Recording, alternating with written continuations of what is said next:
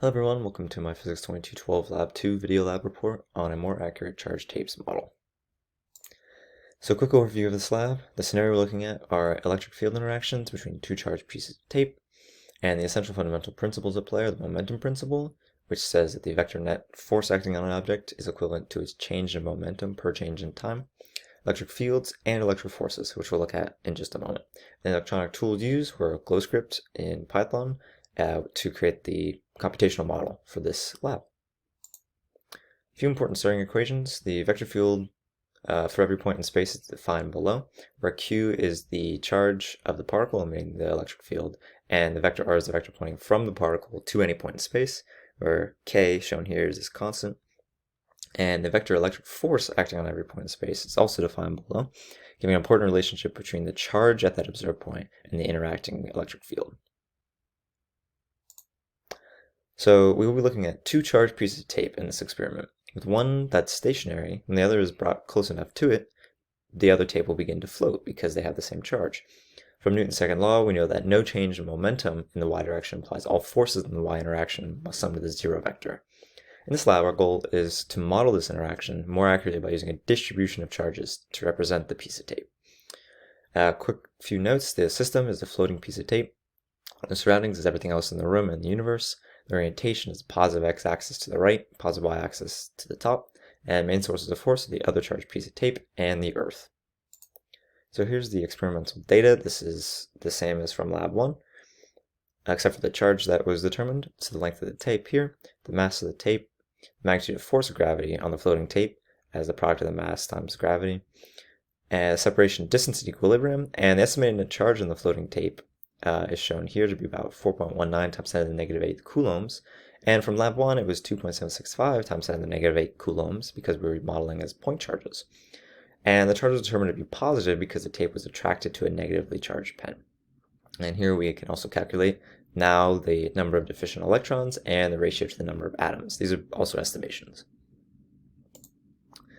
So every part of this lab experiment is the same as lab 1, charged tapes, including the previously shown collected data points, except the corresponding coding models in GlowScript in the language of Python, which we use to calculate the estimated charge in this case.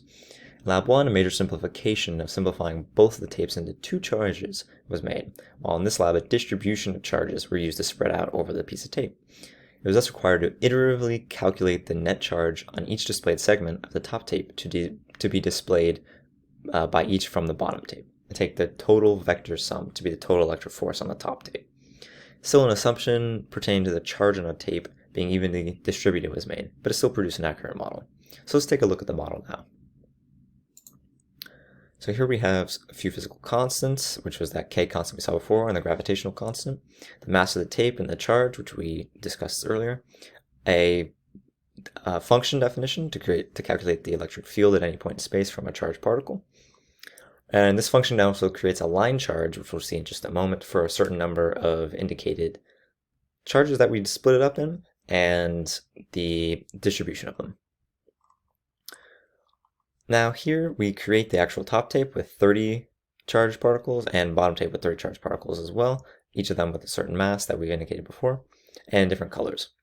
So down here what's happening is we have, this is visualization part, but here is the iteration that we talked about earlier. We look at each charged piece on the top piece of tape and we calculate all of the electric field interactions from each piece of the bottom tape, show that vector, then move on to the next one, and keep doing that iteratively and then until all of the pieces on the top tape have interactions from all the pieces on the bottom tape. Then we create the top. On the top arrow, we create the total electric force on the top, and we compare it to the gravitational force on the top tape as well, and we display it. So now I will show you what it looks like. So here's the top tape, the bottom tape. The green arrows are all the electric forces acting on each one from all of them below. The white arrow is the net electric force acting on the top tape, and the magenta arrow is the net gravitational force acting on it. And as you can see, the difference between them is very, very small. So we can assume that we created a model. And thus we can also see this is more of a two-dimensional system instead of one as before.